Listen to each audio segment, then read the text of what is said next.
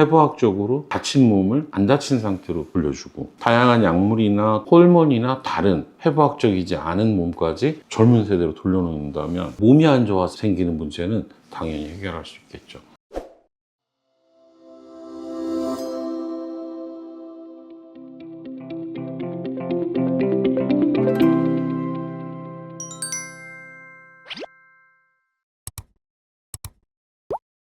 안녕하십니까. 벨라조 원철TV의 산부인과 전문의 원철입니다. 질축소 성형의 최신 경향, 제목은 제가 그렇게 붙였지만 최신 경향이라기보다는 점점 발전해서 이제는 원칙화되어 있는 수술의 중요한 포인트를 짚고 넘어가고자 합니다.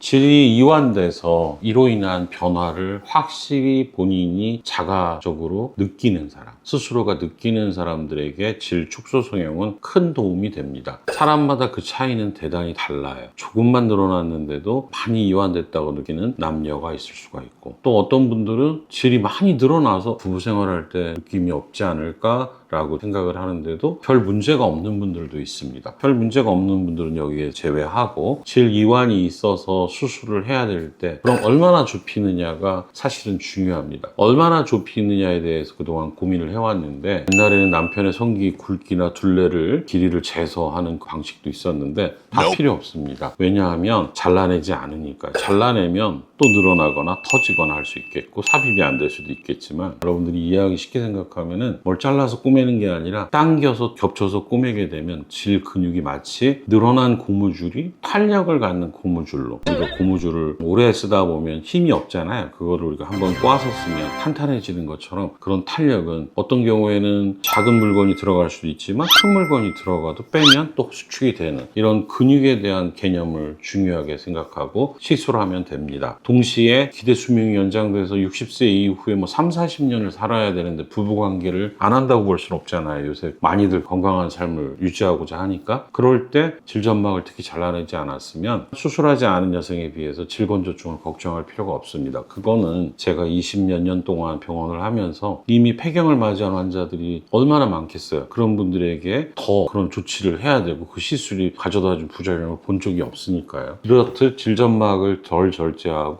또 근육은 확실하게 찾아서 손상된 부위를 복원과 동시에 조금 더 탄력을 갖기 위해서 겹치기 꼬매기를 한다든지 하는 이런 것들은 병원의 노하우가 돼서 제가 여기에서 말씀드리기는 좀 어렵습니다만, 그런 방법을 택하면 됩니다. 그리고 그렇게 하다 보면 질은 정상적으로 축이라는 게 있습니다. 그래야만 이 축을 통해서 여성은 아내가 다 예민한 게 아니에요. 예민한 곳을 포커싱할 수 있도록 체위도 물론 당연히 중요하지만 그런 위치적인 변화를 줘야 됩니다. 이건 근육을 꼬매면서 자동으로 이루어지기도 하죠. 마지막으로 제일 안 됐던 게 뭐냐면 질주름이에요. 질주름은 저도 초창기에는 가지고 있는 질점막을 겹쳐서 꼬맨다든지 또는 어떤 주사를 모양 따라 넣는다든지 이런 방법을 통해서 했었는데, 사실 최근에 질플란트라고 요놈이 가격이 너무 비싸서 문제긴 한데, 이러한 시술을 병행해서 하게 되면 질주름이 가져다 주는 쌍방의 여성과 남성에서 느껴야 되는 자극의 강화라는 면에서는 상당히 효과적인 것 같습니다. 그래서 질주름도 해결이 됐어요. 그러면 마지막으로 남은 건 뭐냐? 노화에 대한 대처가 되겠죠.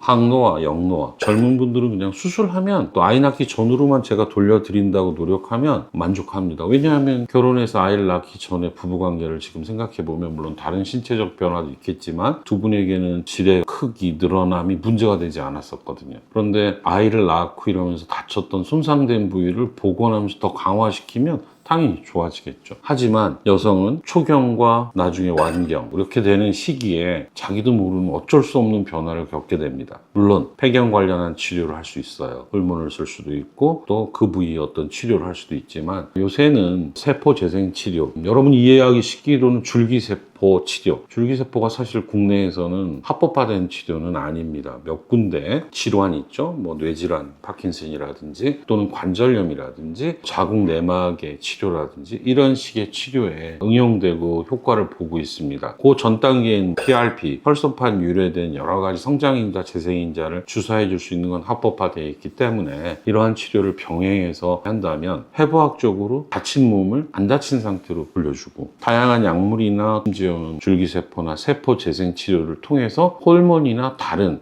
해부학적이지 않은 몸까지 젊은 세대로 돌려놓는다면 젊어서 다 성적으로 민감한 건 아니겠지만 그래도 내가 살아오면서 부부관계에 있어서 많은 경험과 깊은 관계와 이런 것들이 돼 있는데 몸이 안 좋아서 생기는 문제는 당연히 해결할 수 있겠죠.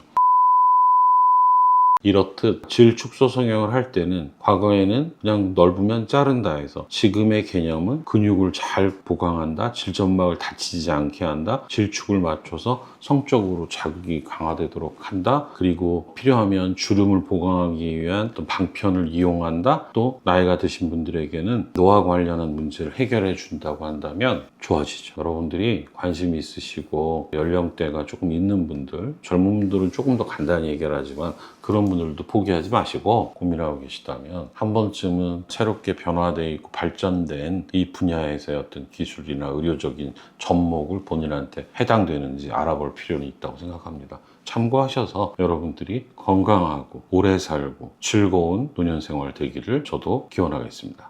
감사합니다.